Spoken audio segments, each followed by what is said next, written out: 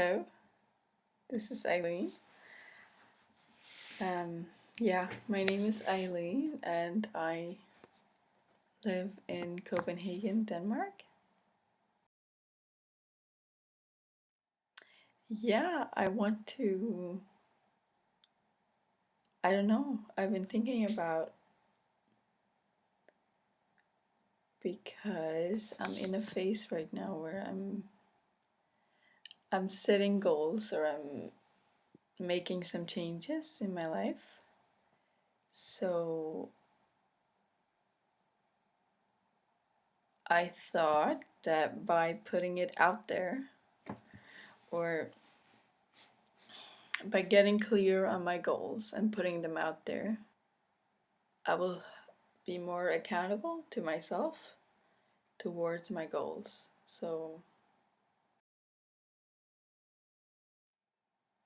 well, essentially, I want to master life in all its areas. So, relationships, health, love, money, and career, you could say, or my career path, or I want to be financially free. So, financial freedom would mean that I could live without concern of how to pay my bills. And I could travel as I want. Not, I mean, within reason, within, or I'm not sure actually. The way I see financial freedom is that it enables you to not be limited financially. That your goals are not limited by your finances. And I don't know, like I used to be really, in the past, I've been really bad at expressing how I feel and how I think, what I think, what I feel. So I think this would take me out of my shell, break the ice, or yeah, just teach me how to express. You can already see I wouldn't like I'm practicing my communication skills. Let's say that. From 1 to 5, 1 would be I hate my life. I'm at the bottom of this area. Like, let's say we take one area like love. Oh, I'm terrible at it. No one will ever love me. And then 5 would be, oh my god, I love my partner. I feel so loved. I feel cherished. I feel understood. And I love who I'm with and our partnership and all that. So that will be a number 5 where you have found the love of your life and you're with that person building a life together. And currently being at I feel like it's a number 1, so I want to move into the area of 5, or I want to move into a 5 in that area as well. With money, like how well do I manage them?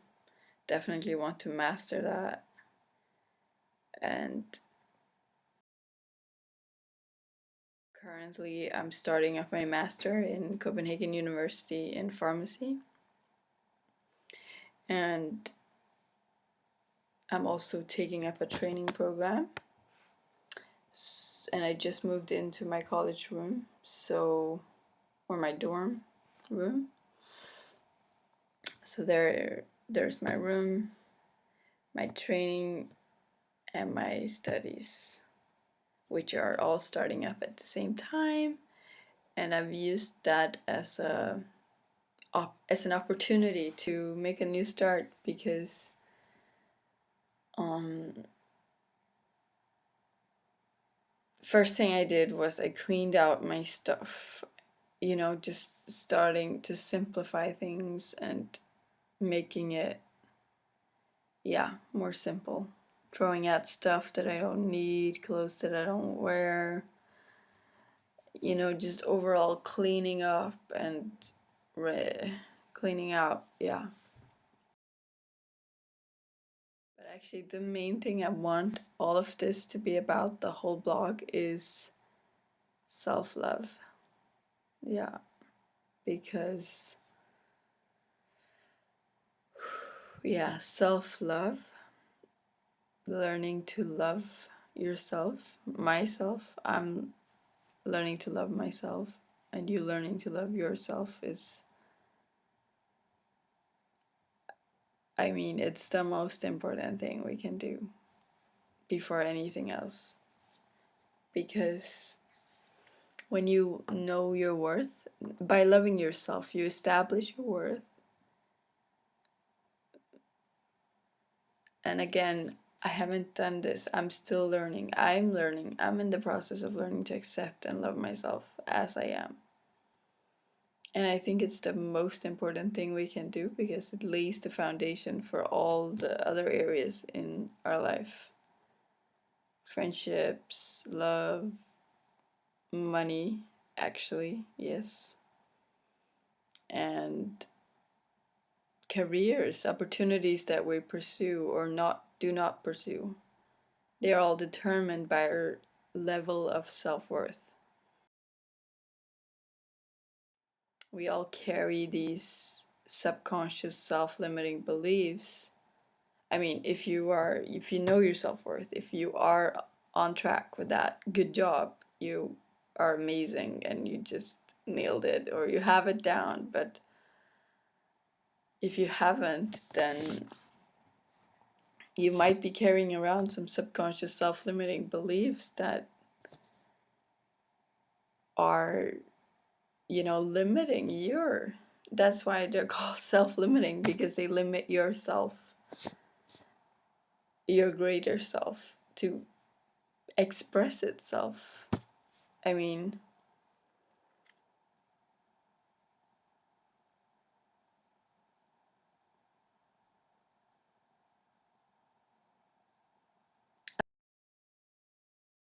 I feel so, I wish I'd learned this before, because I feel like, I've had opportunities in my life where if I just loved myself, like deep down, not like don't have to be cocky or arrogant about it, just know your worth silently, like in that peace of mind and in that presence. You just know that you're just as good as everyone else and you're worthy as anyone. And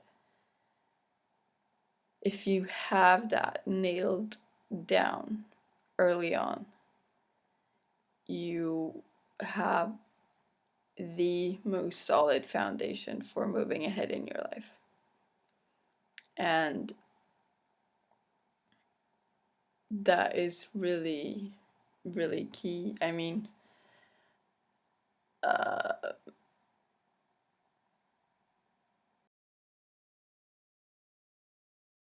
I'm noticing some shifts, like tiny shifts, where I'm standing up for myself, speaking up for myself. I'm learning to express myself. I'm even trying to find out who I am, because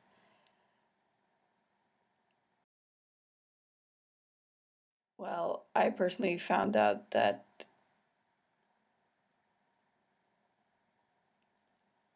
I was emotionally neglected as a child. I mean, it's what it is. I was that. And well, childhood emotional neglect is where your parents basically, that's the thing, because they've supported you and they've been there for you and they've done everything for you, like they did for me. And you get food on the table, they provide for you in every thinkable way besides emotionally. So they have difficulty expressing emotions towards you and showing love, teaching you how to handle emotions and all these things. So yeah, emotional neglect in childhood basically causes what a child as an adult to feel like it's not worthy and not loved, and like it's that person which lacked that love in its childhood is going to search for it in adulthood through every possible medium, or anyone, the slightest sign of love will just grab onto it and hold it. So hold on to that sign of love and that potential for love. Well, they think it's love, but it's more about obsession, and yeah, it's just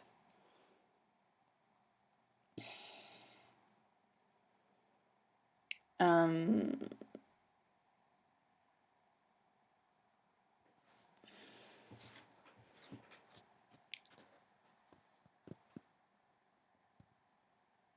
and also because a child has been emotionally neglected, it has been thought that their feelings don't matter and their thoughts don't matter and that they basically don't matter. It's a it's a very, very deep thing for a child to feel. So personally, from a very, very young age, I learned to suppress my emotions, all emotions. I did not know how to express them. That was not acceptable, and um, so yeah. But I'm very grateful for having learned this about myself, because I could have just wandered through life continuing the way I did in that unconscious thinking this is how I am or supposed to be matter, and but it doesn't have to be like that. It's not who I am. It's because of childhood conditioning and wiring, and yeah. So when I first found out about childhood emotional neglect, I read a book by Janice Webb called Running on Empty. Yeah. And it basically explains how, yeah, well, what emotional neglect is, and what, well, what childhood emotional neglect is, and what it does to a child and an adult, and the child as an adult. And it also explains the parents, how different types of parents can affect the child in different ways. Yeah. Yeah. I thought I'd just do this video, and um yeah, I'm glad I did. I feel like my talking is a bit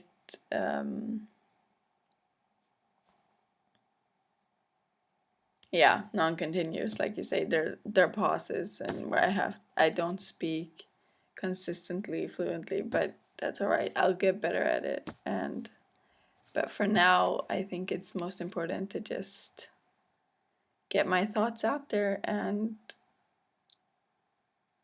yeah, just talk about stuff and life and emotions. Yeah. But